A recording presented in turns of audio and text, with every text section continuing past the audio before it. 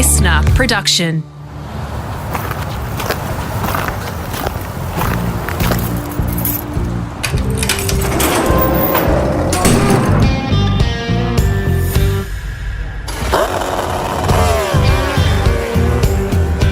G'day, it's Rusty here, all set to continue the ride with former 500cc Grand Prix winner Simon Crafar. He's arrived here at Phillip Island fresh from a visit home to New Zealand to see family for the first time in years because of the pandemic.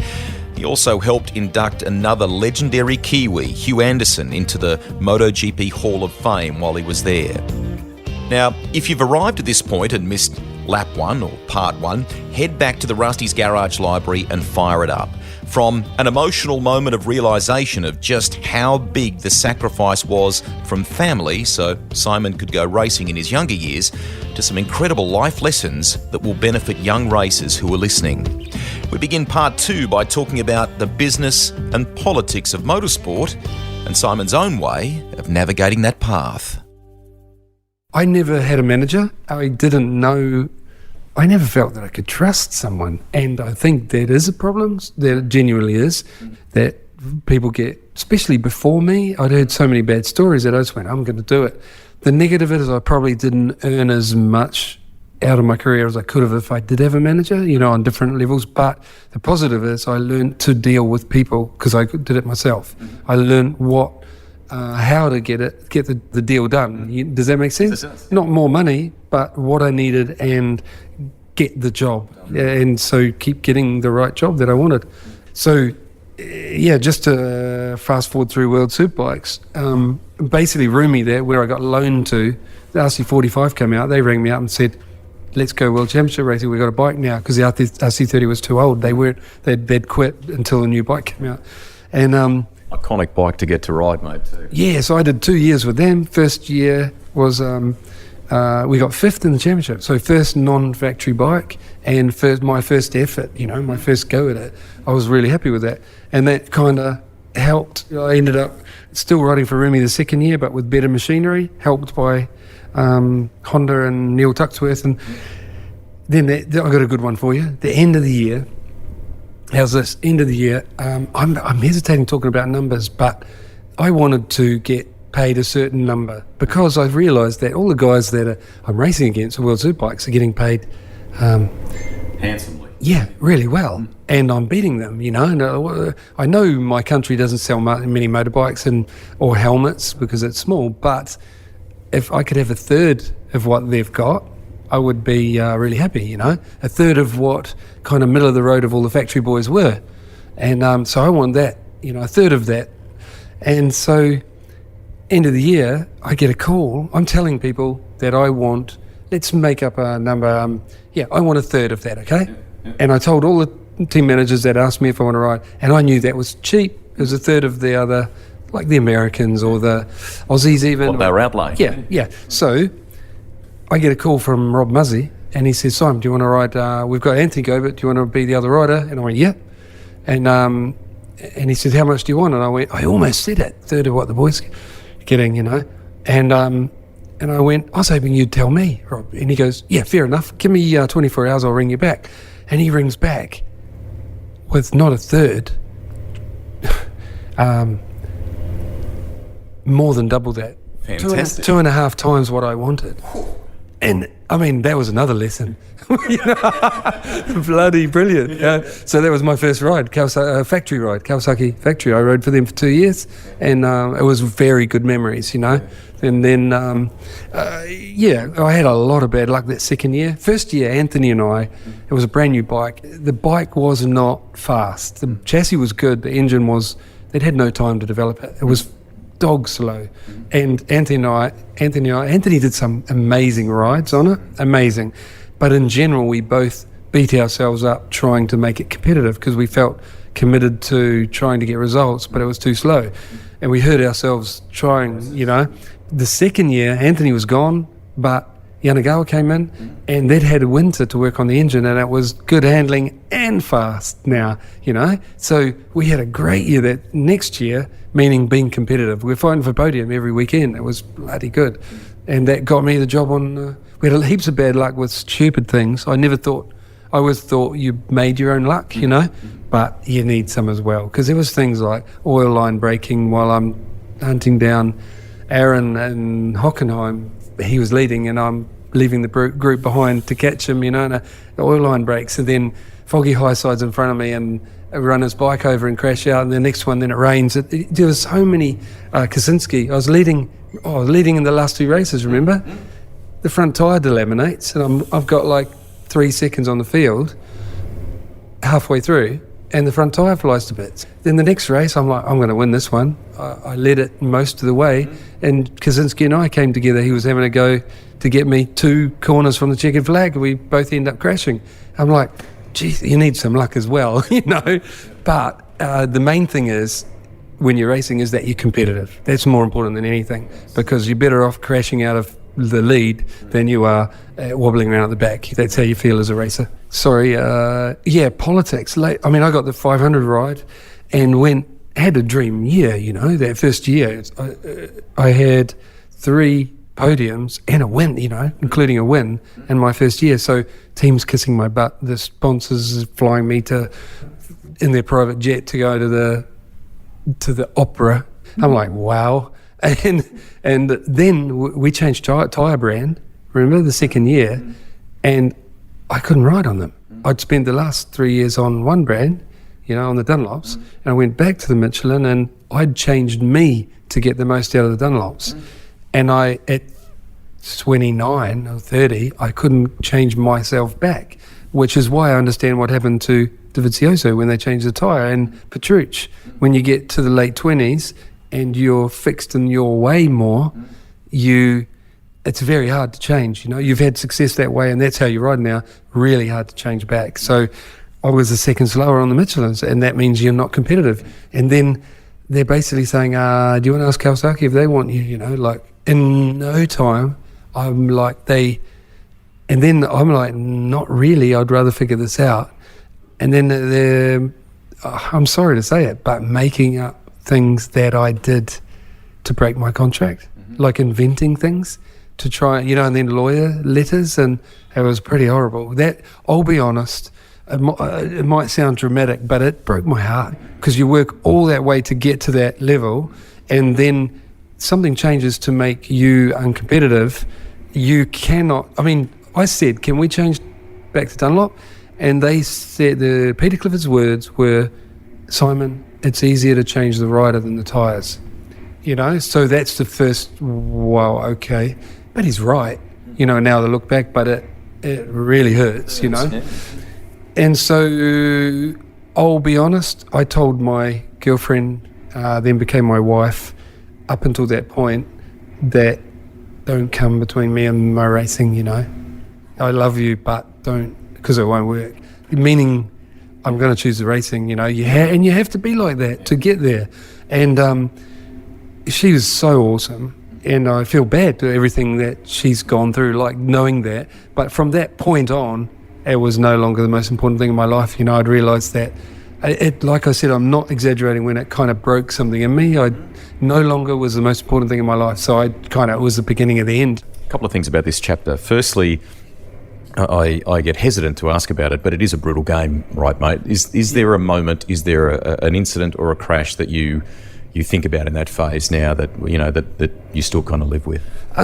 Okay, I remember the first, when the bike was slow, you know, in their first year on the Kawasaki factory, you know, superbike, we came to Phillip Island, and the hay shed, I almost high-sided around the hay shed there. You know, this was one of the first practice sessions, on the first day anyway. I'm talking handstand on the handlebars. I realised I almost really hurt myself there. I was going as fast as I could. I pulled in the garage. I know Brent Stevens really well. I did my apprenticeship with him at that first shop. Crazy. Yeah, I got him into racing, convinced him to come and be a mechanic. And went on to work with Valentino and spent a good chunk of his time in this very paddock, didn't he? So Brenty, I know really well. I was his flatmate as we were working on farm bikes. I came in and I saw the look on his face, said, I'm shit, I'm going crap. So I looked at the screen, I wasn't even the top 18s on the first page, and I just almost battered myself. And that is when I thought, this is, you know, when you're getting paid to ride a motorcycle for a manufacturer, where you have to, you're not doing it for fun. You have to dig deep and get out of that hole. So you put new tyres on and get back out there and fix it when you've always almost smashed yourself up. It's really a hard experience, like, because you have to go back out. It's like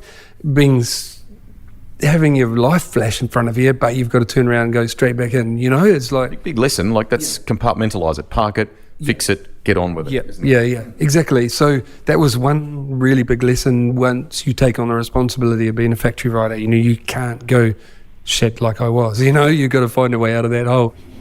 Yeah. Can we bounce through some? I want to get to that conclusion and the ultimate, you know, decision to stop there. Let's go a couple of key things. Firstly, some people, right? Listeners to the podcast, you know, we've got a strong footprint in Australia and New Zealand. People would have spiked a little bit in interest when you said Anthony Gobert, right? It is very sad to think of where life has taken him now. At that phase when you're riding, and he was an immense talent, mate. Oh, I said out loud in front of, we were on the beers, but it was in front of Daryl Beattie and Mick Doohan, that he's the most natural ability I've ever seen. And it didn't go down really well. I mean, they're competitive boys and they're Aussies, and, you know, but it's what I believe. He's the most natural ability I've ever seen. He was unreal. If only he'd learnt that work ethic that I figured out, you know. And it's a balance. I think with all sports people, I firmly believe you've got to have some natural ability, a certain amount, and then it's a balance between that and your work ethic that is your level, you know. And Mick is a perfect example. I don't think Mick is the most natural ability rider I've ever seen. He worked damn hard. He has the best work ethic I've ever seen, you know. So he's an awesome level talent and incredible work ethic. So, and also the most stubborn bastard I've ever met in my life. I love him, but oh my God. Yeah, agreed. You said Joey Dunlop. Yeah. Can you share a little bit, maybe a little yarn on your time with him too? Because you know, etched in the history books, an icon of the game. Yeah, I didn't get to know Joey well. He did the roads, him and Philip McCullum, and I did the short circuits, myself and Alan Carter. He did 250s, I did superbikes. So we only met up at a few events and a few things, but I think we got together that evening, end of the year, because Joey and I were both there alone. We'd travelled for the event alone, and I think we're the only ones to do that. And we found ourselves sitting in the corner sharing a pint because we were alone. And then obviously racers are interested in the coolest bikes you've ridden, the coolest tracks, and that's what we spoke about. We got blah, blah, blah, blah, blah. And he was genuinely nice. My memory of him was really nice, really quiet, and we just sat there. I was quite shy because it was a big flash event and everyone had nice clothes on, and I think, we both gravitated, you know, ended up talking about mechanical side and bikes and tracks, and really, really nice fella. Can we go there a little bit, just in the World Superbike chapter, and then we'll get to GP in a second. The bike, the track that you think back on and you go, that was a cracking day. That's, you know, banked in my memory as a special ride on a special machine.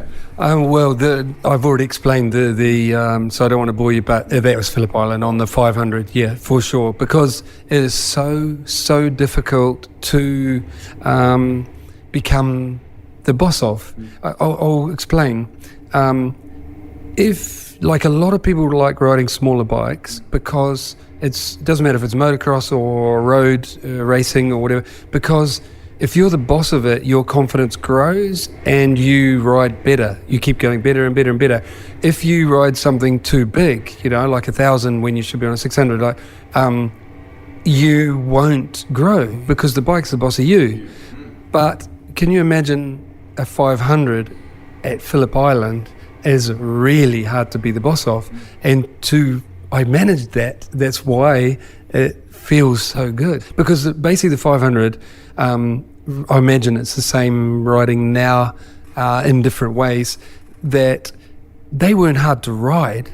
They were hard to ride fast. And if the setting was right, they worked really well, like it was that day. But if the setting was wrong, the 500 literally felt like it wanted to kill you, you know? Like you're going, man, if I push any harder, this thing's going to spit me, you know, into the moon, you know? And so it was very difficult. So to get back to riding that second, you know, and I got fastest lap of the race, second position to Mick, catching him a little bit at the end. And to do okay, he'd won it, so who knows, he might have rolled off a bit. But to do that is the coolest thing. I'm just genuinely excited. I'm not showing off. It feels like such an achievement.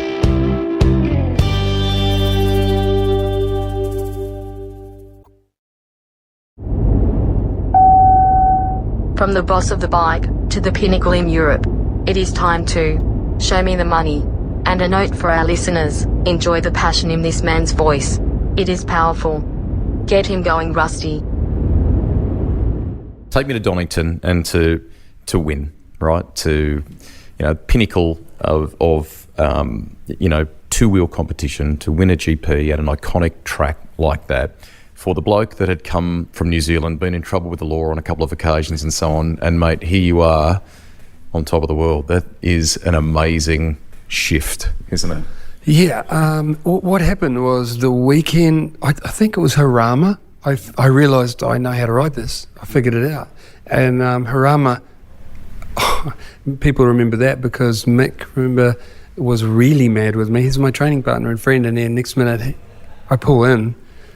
What happened was, off the start, there was a collision between Max Biaggi, who rode into the side of Mick. Mick stood up because Max had hit him on the right side. He stood up. I was coming past with a little bit more speed because there was no one in front of me. Mm-hmm. Mick had someone in front of him, so he was braking. I had a little bit more speed on the outside. We're going into a right-hander. Mick's bike stands up because he's been hit by Max on the right, and Mick's handlebar gets me in the forearm, just above the throttle wrist, you know, and it's so hard. It left a massive, bit of scar tissue, that's meaning massive welt on my arm. It snapped his clip-on off. It broke it. So it must have been close to breaking my arm, you know. And as I came past, and he stayed on. He got wobbled all over the place. But he ran off the track and then couldn't stay on in the gravel. But I ran off the track as well because we've been hooked up. He's going straight ahead, I'm going straight ahead. We end up in the gravel. I ride back. He's doing all sorts of hand gestures at me, blaming me. I did them back. I did the self-pleasuring sign back to me.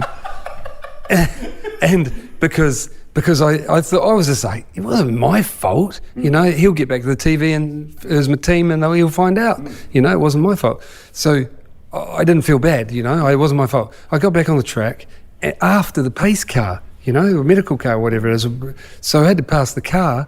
And then I'm so far last, I came through to 8th. But the team were like super happy. Kirst going like, look at the times. You're the same as Checo who won it. You're the same lap times, bang, bang, bang, bang. So you can do this. And I was like, right, I've got it. So then we move on. By the way, Mick still thought it was my fault. Was that awkward in training and things? Mick, it wasn't my fault. Anyway. So then we move on to Assen, and I got third at Assen. I remember we had that awesome qualifying that Mick did something amazing, went out and went faster in the last 2 minutes. Remember, it was a red flag. That was impressive. I had to go and shake his hand. That was super cool because he dug so deep. Actually, here's a story for you. I told my crew chief, there's a video of me talking. What I said, mate, I was swearing, going, wow, this is impressive. He's on track to go faster. I said, if he can go faster, I've got to go shake his hand because that's wild. And that cold temperature on the Michelin tyres, which are a little bit to go faster than what I'd done. I wasn't out there because I'd used all my tyres. I thought I'd done it perfectly. 2 minutes to go, last tyre, time's in there, no yellow flag, you know, or, you know, red flag, or bang, I've got pole. And he goes out in 2 minutes and goes faster. Beats me, and I'm like, wow. So I'd said that to my crew chief, Hamish Jamieson. I'd said I'd go and shake his hand. He goes, go and shake his hand. So I marched down there. We had to go to the front row press conference anyway, so I walked past him and shook his hand and went, fuck, that was awesome, mate. He looked at me, he still had his helmet on, he looked at me like he hated me. And I was like, I wonder what that was about. So years later, I asked Mick, and he said, "You made me risk my body." Like, that's how determined Mick is. He was so determined. I respect him. I hope that's coming across, that I don't dislike Mick at all. I really Not at all. respect him. But then we go out in the race, and midway I managed to lead it. I think around 10 laps in, I managed to lead the race. It was Mick, Max and me got away from Alex Barros behind. And with the last couple of laps, Mick and Max just pinned it. You know what I mean? They went where they used the last bit of their tyres that they were looking after, you know. They were going for it. And instead of going with them, I said to myself, if I crash now, I still haven't had a podium. If I crash, everyone's going to call me I'll use that word again, self-pleasurer. And, you know, that's how people are, you know. They're going to say, oh, yeah. Human nature, mate. Yeah. So I thought, best I just stay on. I've got to safe to get the podium, you know. So I let them squabble around at the front and rolled off the last lap, meaning not rolled off, but didn't go with them. I just went, I'll just get this podium. Then the next weekend was a double hit, you know, like back to back.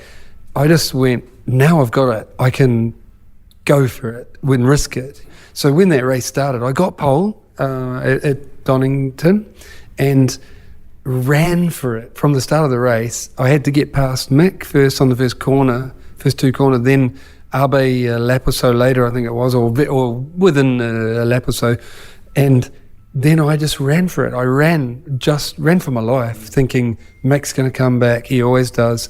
So I tried to put as much ground as possible on Mick, so it was hard for him to come back. But I thought he would. I thought it would be a scrap in the last laps, but he didn't come back. Everything was. I mean, people say tyres, you know, was my advantage that day. Dunlop did an awesome job and no way to win it without them, meaning they did the job that day as well. But it's the sum of many parts, though, mate. Yes, exactly. And I'm not saying that but people don't say, for example, the next Dunlop finisher was miles back. So it's not like everyone on Dunlop's. If you say, sorry to bring this up, but Troy Bayliss's win at Valencia, Bridgestones were first and second and gone. You know, his teammate got second on the Bridgestones. So you could argue that was more affected by tyres than mine. But that day, everything came together. I mean, I think we got the bike set up right. Yamaha, I always said, was good enough to win. It was up to me to make it happen. And that's what I firmly believed. And yes, it was slower than the Honda, but I think Yamaha had some handling things that were better than the Honda that I could see. So I knew it was good enough to win.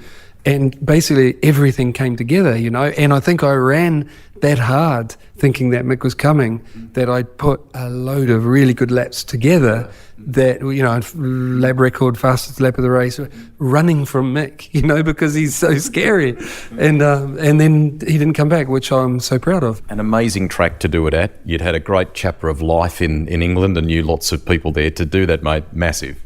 Oh, yeah, no, you're right. I'd raced in England, so I had lots of supporters there, which was really, really cool. But sad thing is I didn't really get to celebrate it because we were on I'm talking an hour and a half after the press conference thing, we were on a helicopter to Heathrow. I joined in with all the Honda boys going to Suzuka 8 Hour, you know, so I was on the plane that night, and it was kind of a little bit of an anticlimax, if that's, you know, but it's not what's important. I'll tell you what happened, it was funny. I got in the shower in my motorhome, and all I care about is the result. But then I realised I've just won a race. I've won $100,000 bonuses. And I started screaming in the shower, and my wife comes running in going, what? We won $100,000. So what an amazing feeling. Amazing feeling, mate. So wrap it all up for me, because you went to the point of, you know, absolute adulation, success there, but you've talked before as well about the heartbreaking moment where things changed for you. When was the decision to stop, and how difficult was that? I mean, I look back, I don't really like thinking of all the things in there, but I really think the key moment was, it's not the most important thing in my life anymore. I was already thinking about what's next, because I'd done everything I realised I can now. I'm not going to get a ride back in there. And it did break my heart in the end, you know. It took me a while to get over that. I think the next important thing is how hard it is to give up. is to stop racing when it's the most important thing in your life, and all of a sudden it's gone. How do you cope with it? I think that I was depressed. I didn't even know I'm a happy fella, you know. I didn't know what depressed was, but a really good mate of mine who was a teammate, he used to come regularly because he loved barbecues and dirt bikes in Andorra, so he used to come stay, and he said to me, "Si, what's wrong?" And I went, "What?" And he goes, "Every time I come, you're angrier." And it was him. It wouldn't have mattered if my wife had told me to. I know that's unfair, but I just think that was squabbling, you know, where this different set of eyes. Yeah, I could only trust him that he was right. So it really made me look at me, and I realised, yeah, I'm not happy. You know, there's no real goal, and that you got to have a goal, don't you? And did you lose love for bikes? Did you sort of, I'm not going to ride for a while? Did that ever happen at all? No, I really got lost in that. I just went dirt biking and back to dirt bikes. I did Red Bull Romaniacs, won the second class down. But all I was doing really is getting sidetracked because I wasn't happy. I was looking for something else. And I've got to tell you, this next bit is super important, is I raced enduro for a couple of years, like just casually, riding for fun, but doing Red Bull Romaniacs every year. And then after 2 years racing it and winning that second, then the organiser, Martin, the owner of Red Bull Romaniacs, he said to me over some beers one night, he goes, "Hey, you won what's the second, silver or whatever, you're going to race pro or gold next year, you know?" And I said, "Man, no, I've already done that, you know, racing." To race against, there's about 8 guys in there I can't beat. They're awesome, ex-trials riders and stuff. And I'd have to have a mechanic, new tyres every day. I'd rather ride in the mountains and work for you, you know, get paid for riding. So I worked for him for the next 2 years as track manager, building the track for Red Bull Romaniacs. Again, just, all it was a distraction, you know. And I hit a car. First year went really good, where we did an awesome job, got voted best day, and whatever I do, I try and put my heart into it, you know.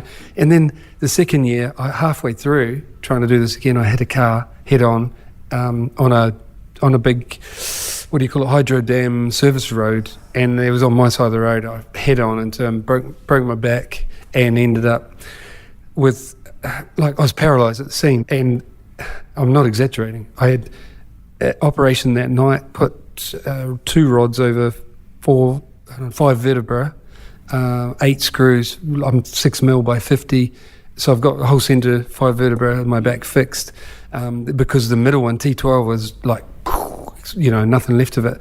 And so I lay on the road going, I thought I was pinned on the road, you know. I couldn't get up. I thought, what the hell? And realised I've broken my back. I got no feeling, and I grab my private parts, my legs, there's nothing. And after the operation, it took 2 weeks to wriggle a toe, you know, and crazy nerve pain. That I don't want to take too much time, but it felt like someone had got a bucket of boiling water and thrown them on my legs, you know. The first feeling I got back was crazy pain. It was, people that are experts will know what that is, but it was not good. A fly had landed on my leg and I'd be yelling, like, you know, it was crazy. And then I got some feeling back, bit by bit, and it took me 11 months to get walking. But the first visit from my wife and kids was profound, I think is the right word, because I looked at them and I realised I'm never going to make love to my wife again. You know, I'm never going to run around play with my kids again. All I was doing was looking the other way for something else. And I hated myself. Honestly, I thought, I'm paralysed. I fucking hate myself. I'm sorry for swearing, but it's really how I felt. And then when things started coming back, I realised I got a second chance and I'm never going to do that again. And it made me a better father, better husband, you know. And I feel sad that boys have to have something like that to wake up, you know, what is important. Like, I wish I figured it out before that moment. But the good bit is my life is so much better from that point on. You know, as bad as that experience was, 11 months to get walking, I burnt all my spare cash, you know, like, you know, I own my house, but I burnt everything to come back from that. Rehab bills, running the family, because Andorra's great. You don't pay lots of tax, but you don't get a benefit either. So I had to run that family for 11 months. I had nothing. I was in the red. So that motivated me to make Motovudu, you know, because I'm lying in hospital going, what am I going to do next? I'm going to do something positive. I'm proud of my race career. I'm ashamed of my race career until I was paralysed. But now I'm going to do something I'm proud of again, which is Motovudu, you know, the instruction. I'm so pleased you've gone there, mate. But to tell me about how that kind of came about, that's a massive moment for you, eye-opening moment. You have done and are continuing to do some amazing things there. So were you literally lying in bed going, right, you know, if I get out of this, I can share my knowledge, I can share my passion for bikes, I can help people learn and get better. What did you decide? I think there's a few things. I'll be honest, the motivation was to make a successful business, to fund my family and me, you know, and get out of this hole. So financial was the first motivation. So I thought, what can I do? And really the only thing I'm exceptional at, you know, being honest with myself, I'm not trying to big that up, is my knowledge from racing. So I thought I have to do something with that, and the only thing I could think of was make a school. And I was already teaching roughly on track, but for someone else, and I really disagreed with the instruction manual that was out there. And I won't name it, but I really disagreed because I thought that's from another generation, you know, and it's not what's happening now. Yeah. And I want to do one that's modern now that I wish I knew. So I went and wrote Motovudu, then we decided to make it into video because people watch videos, don't read.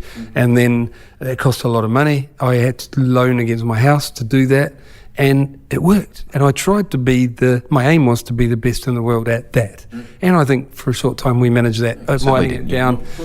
And the one other thing, I think the important thing about teaching is ego. Get rid of it. The only way, that's why I don't believe racers can be the best instructors, because they're too invested in, I mean, you go out on the track as a racer, I've done it. You go, what the fuck is wrong with that guy? He can't even follow me, I'm going slow. But as an instructor, if you're trying to be good at that, you have to get yourself in their head, imagining what they're feeling. Literally, you get good at feeling what they're feeling and try to get them over it, and step by step get them better. And the only way to do that is get rid of your ego completely. And you end up, it's really bad practice for you. You get slower and slower, or further and further away from the edge feeling of what's going on. But you get better and better at getting the most out of your clients because you try to put yourself in their shoes. That's the right word. And the only way you can do that is get rid of your ego, which is pretty big as a racer, you know. But it brought together the stuff you'd learn about people in racing. All human beings are different. How you communicate with human beings and get through to them. I mean, that obviously is another asset that you brought to the table here, didn't you? Yeah, I think you did right. Life experience and. But I think now I feel like I'm at the end of that period. I feel burned out from 15 years of teaching, you know, and I'm really enjoying the commentary stuff, and I'm putting my heart into that, trying to figure out how to get better at it. So that's one of my final things to wrap this up. Amazing opportunity. How did that come about? You and I are talking literally in a commentary box above Phillip Island. Sadly, it's raining madly here at the moment. It's the eve of the Australian Grand Prix, a paddock that you know well. You now spend your time on GP weekends up and down the pit lane, talking to riders, team managers and so on. How did that come about? Are you enjoying it? And a few years on, there's been some learnings, hasn't there? Yeah. How it came about was I went to a race in Silverstone, and they asked me, Dorna emailed me and said, while you're there, can you come and do an interview? We're doing some historic videos. And that was the one of Mick and I talking about the lap he did in qualifying. It was amazing. And another video about my win at Donington. So they made those two videos. And apparently my now boss was just overseeing that and noticed that I nailed it in one go and was easy to work with. So he wrote me on a list that his goal was rather than have 3 journalists doing the commentary, have a racer and 2 journalists. So he was looking for a racer from high level that would be interested in learning to be a journalist, you know. I hate that word, I'm sorry. But No, that's okay. But you're bringing something different to the offering, aren't you? You're bringing racer insight, connection and rapport with people in the paddock, and that's what this is about, isn't it? Yeah, that's exactly. And it has worked. Hats off to his idea. So they put me on their list and contacted me, you know. And you know what, crazy, they emailed me and said, can you have a meeting with us next race you come to? I went to another race and I didn't even contact them. I forgot. I thought, they just want another video, you know. How funny is that? And then that was Aragon. And then by Valencia, last race, they emailed again and say, are you going to come to another race? So I went, yeah. And I came and met them, and then they hit me with this. I was like, wow. And I did the Öhlins technician in 2001. You know, after I quit from racing, I became an Öhlins technician, which also helps me today, actually, with the commentary, because I know what they're doing, what's happening. But I loved that job, and I loved the Öhlins boys. They were awesome. Mats Larsen, the boss there, race department, is awesome guy. I love him, you know. But second year, same thing happened, you know, that I'm about to sign.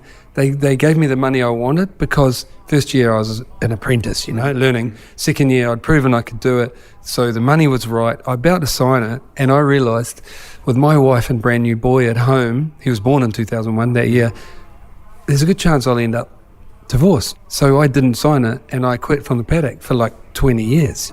And I was out of the paddock because of family growing up, and I'd never thought of coming back. But it was this, and then I contacted my family straight away. I walked out of the office and I said, can I ask them? I went and called them and told them. They were all at home, luckily, weekend. And they said, you know, my kids are big now. Like, I talked to them on WhatsApp, and they've got their own cars, you know. And so... Which they love, by the way, don't they? Yeah, they love their cars. And so I called them. They were all sitting on speakerphone there, and they were like, you got to do it, Dad. And man, what an opportunity, you know. So they're behind it this time, you know, instead of... My wife was in Andorra with no family, none of her childhood friends or real friends, with a brand new baby, and I'm going to all the races. That's why I had to quit. But now it's totally different, you know. So, really enjoying it, and enjoying the extra responsibility this year of the time in the commentary box with Matt. Excellent. I'm pleased it's gone even to like another step for you, because it's, you know, your style and your insights brought a new dimension to it, mate. Something fresh, which is good. So I'm glad you feel like you're progressing there and continuing to do so. Can we end with... By the way, I know I was really bad in the beginning, really bad. You know? But like anything, you learn, right? And what happened there? Was that like a racer?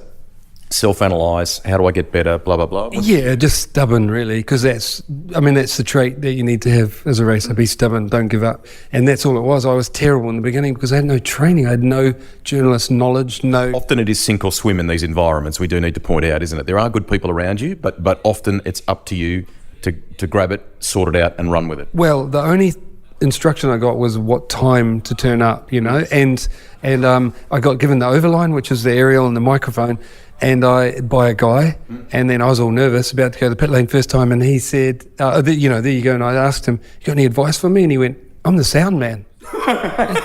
That was it. And then get in the pit lane. And so I was pretty bad, I know that, and the more mistakes I made, the more nervous I got. It was just spiraling out of control. But then once you've made all mistakes, like any job, basically it was like doing my bike apprenticeship in the first year, but with everyone watching. You make all the mistakes. That's the hard part. Yeah. So anyway, yeah. Final one for you. The bike. Have you still got a couple in the garage? What have you got? And what's the one, maybe it's the one you talked about here at Phillip Island, that evokes the most special memory for you? Oh, there's going to be a lot of people that don't agree with me here, but I have no real affinity for the bikes I rode. How crazy is that? But because I'm so interested in the new stuff, which is what keeps me so interested in the pit lane, or the new things. I mean, when I rode that new Ducati... Tell me about that. That was my... God, it was amazing. And I have no interest in riding a bike that I race because it's old and slow now, and probably unreliable, and probably all the magnesium will probably snap on it, you know? Like, I got offered to ride my old bike, one and the same. And they said, how excited would you be? And I said, I'd rather ride that because R1s had just come out. I'd rather ride that R1, you know. It's going to be better, you know. So I love the new stuff, and I'm sorry I made that. It could be offensive, and but it's how I'm built. And the Ducati, when I got to ride it, was truly amazing. To be fair to KTM, when I got to ride the KTM and I got to ride the Aprilia, the difference, the important ingredients was that Paolo Ciabatti and Davide Tardozzi had spoken to Michelin, so Piero Taramasso, who knows I'm an ex-racer, they all do, and went, can he have the real tyres? Just Simon, you're not allowed normally. And just for Simon, can you give us the real tyres? They gave me a medium front, soft rear, the real things, which means the technicians can give me the real electronics. Fantastic. And which meant it was the real experience. And it was, my hair standing up thinking about it now, it was truly amazing, because from leaving the garage, the clutch was the nicest clutch I've ever felt, leaving the garage, you know, and then you feel that engine configuration, how it fires and how the connection is like, wow, it's beautiful. And then you take off and it's fast as hell. The gearbox is the most beautiful thing you've ever used. Then you have the brakes, they're obviously amazing, but they're kind of like what I used. But I got 3 laps in behind Pero, and the test rider, and 3 laps in front. And the first lap in front or second, I managed to, the only thing I think I pushed close to the limit, braking in a straight line. I got the back off the ground, but instead of like the production bikes I was riding 10 minutes before or half an hour before, the only bike I've ever ridden it stayed dead straight. I don't know how they do that, but it came off the ground in a straight line, came back on the ground, matched in all the engine brake and the clutch, and without me doing anything. And then when I turned in, it turned in so light, I was like, this thing is the first motorcycle I've ever ridden that I didn't want to change anything. Everything was better than me. Unreal. Yeah, amazing. I love the insights, mate. It's been great to shoot the breeze with you for an hour and a half, I think it was. You're a beautiful soul with a great family. Congrats on what you've done, and the fact that you're still in the paddock all these years later, talking about stuff you grew up around and loved in New Zealand. I reckon's immense, mate. Well done. Thank you, Rusty, lots. And I hope I haven't bored everyone too much. Not at all. Great. Thank you, mate.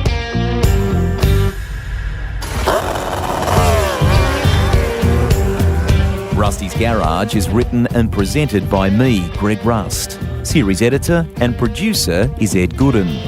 Audio production by Link Kelly. If you've got a guest suggestion, get in touch with me via social media.